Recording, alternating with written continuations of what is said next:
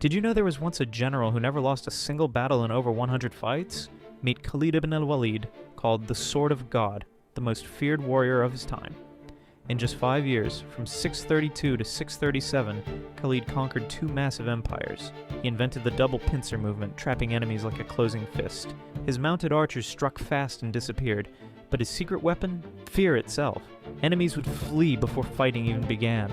At the Battle of Ule, Khalid faced a Persian army 3 times bigger than his own. Most generals would retreat, not Khalid.